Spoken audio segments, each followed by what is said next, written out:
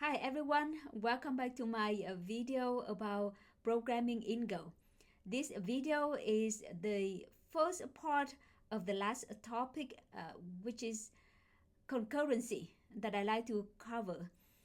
In this video, we will cover an overview of concurrent programming, and we will also go over Go routines. So the materials for my lectures on concurrency in the programming in Go comes from a tour of Go, the section about Go routines, and also 3 chapters, including chapter 1, chapter 8, and chapter 9 of the textbook, which is of Donovan and Kenningens. So if you are taking the online course with me at IU South Bend, then please read these materials for more details. Support for concurrent programming is one of the most interesting and novel aspects of Go. But what is concurrent programming? Concurrent programming is a way to structure the program with concurrency.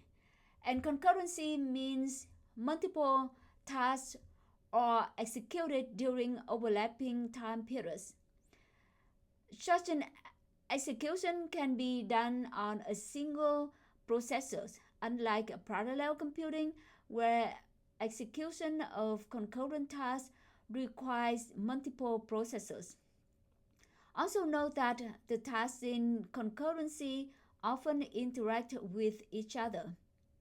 Concurrent programming has never been more important than it is today. There are many reasons why we need concurrent programming. An application of concurrent programming is web servers, which handle requests for thousands of clients at once. Another application is in tablet and phone apps that render animations in the UI while simultaneously performing computation and network requests in the background. Traditional batch problems, such as read data, compute, and write output, use concurrency to hide latency of I/O operations. Go enables two styles or models of concurrent programming. The first style is communicating sequential processes, or CSP, which is also called message passing. In the message passing model, concurrent activities interact by sending messages to each other via a communication channel. Activities send off messages, and incoming messages to each activity are queued up for handling. Values are passed between independent variables, but variables are confined to a single activity, so no shared variables. The second style of concurrent programming is shared memory. In the shared memory model of concurrency, concurrent activities interact by reading and writing shared objects in memory. In other words, it's the concurrency with shared variables, similar to threading in other mainstream languages. We will discuss in detail how Go supports each of these styles in later lectures on concurrency. The fundamental elements of any concurrent program are concurrent activities. In Go, each concurrent activity is called a Go routine. For example, consider a program that has two independent functions, one that does some computation and one that writes some output. If you implement that program as a sequential program, just like all programs we have written so far, then it will call one function, then call the other function. But if you implement that program as a concurrent program, then it can call two functions at the same time. In such a case, each function call is a Go routine. When a program starts, it has one and only one Go routine. It's the only Go routine that calls the main function, so we call it the main Go routine. New Go routines are created by the Go statement, which is an ordinary function or method called prefixed with the keyword Go, as in Go F2 XYZ. In this example, F1 and F2 are functions. The call F1 of AB is not prefixed with the keyword Go, so the execution of the call F1 of AB happens in the current Go routine. A Go statement will cause the function to be called in newly created Go routine. The call F2 of XYZ is in a Go statement, so the execution of F2 of XYZ will happen in the newly created Go routine, and it doesn't need to wait for the return of F1 of the call F1 of AB. However, note that the evaluation of F2, X and Y and Z still happens in the current Go routine. When the main function returns, all Go routines are abruptly terminated. Note that Go statements cannot be used with returned values. For example, if you write Go fxy and assign it to a variable z is illegal, even if function f returns a value. The function f in a Go statement can return a value, but that value cannot be passed through the Go statement. For example, you can write a function f that takes two arguments, x and y, and returns a float 64 value. And then in the main function, you call f of 1, 2, and place it in a Go statement like this one. This is okay, but the value of the f of 1, 2 is useless. It's not passed through the Go statement and will be discarded. This is the first example of Go routines. In this program, we write a function named say that takes a string s as argument. In the function body, we just have a for loop that iterates 5 times. And in the loop body, first we call the function sleep in package time. This function pauses the current Go routine for at least the given duration. And then after that, we print out the string s. And then in the main function, we have only 2 statements. The first statement is a Go statement with the function call say, and the parameters is the string word. And then the second statement is just the call to function say with the parameter hello. So when this program starts, it has the main Go routine. And in the main Go routine, it will execute all of the codes except for the one that under other Go statement.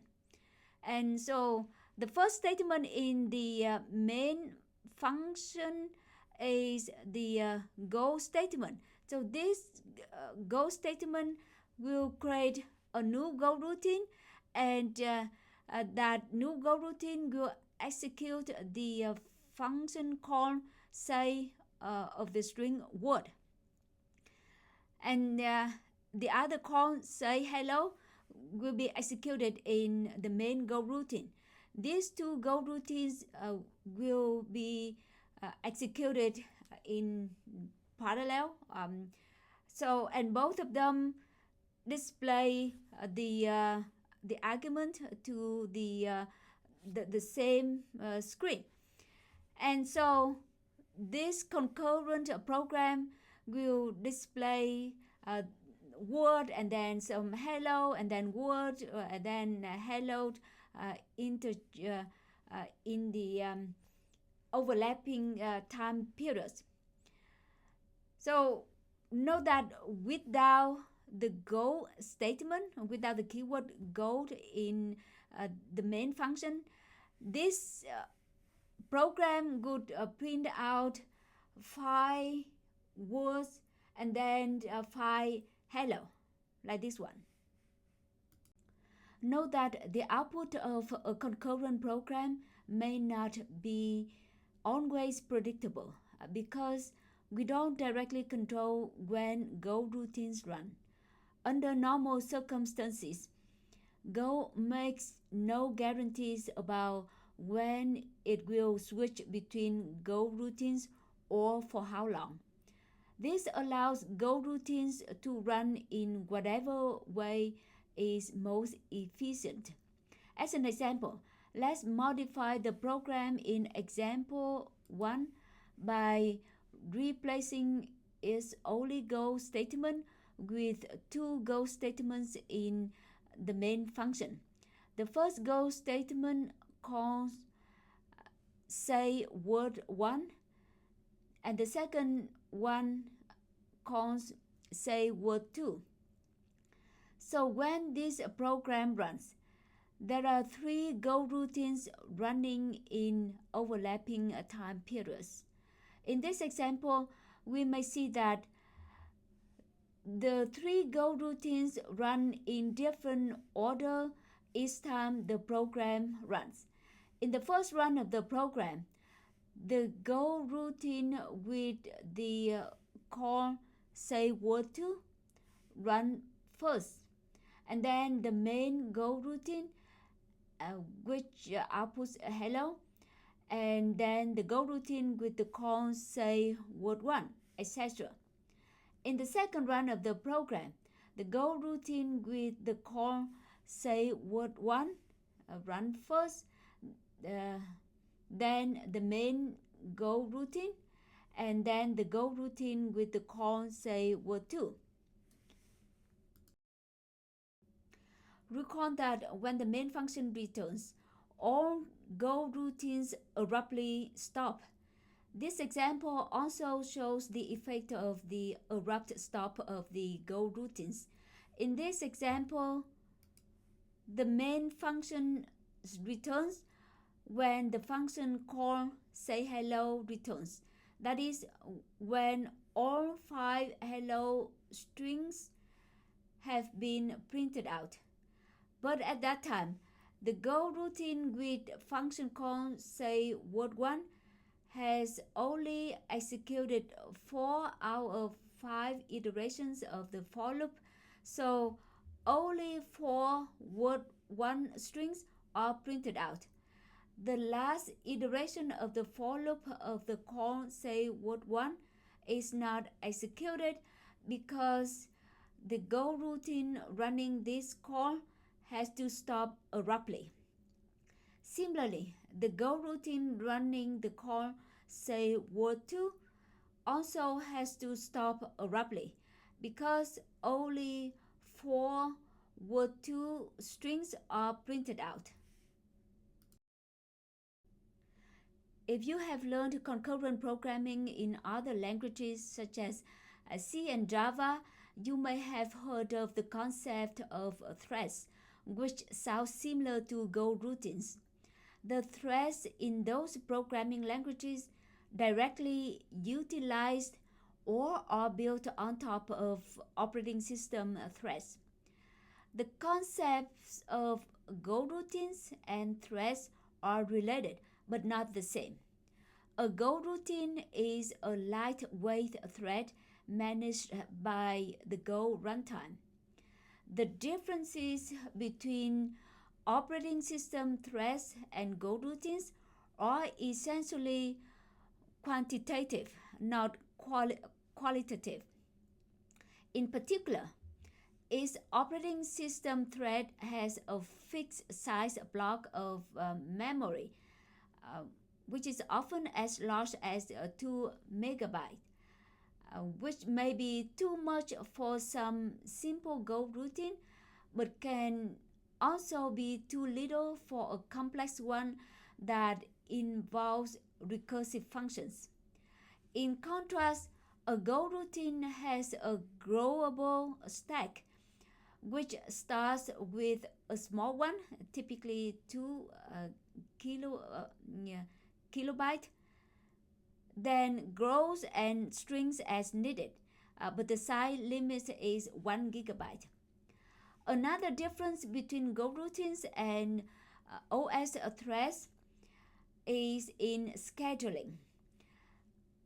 OS threads are scheduled by the operating system kernel, while the Go runtime has its own scheduler, which, unlike the operating system's thread scheduler, is not invoked periodically by a hardware timer.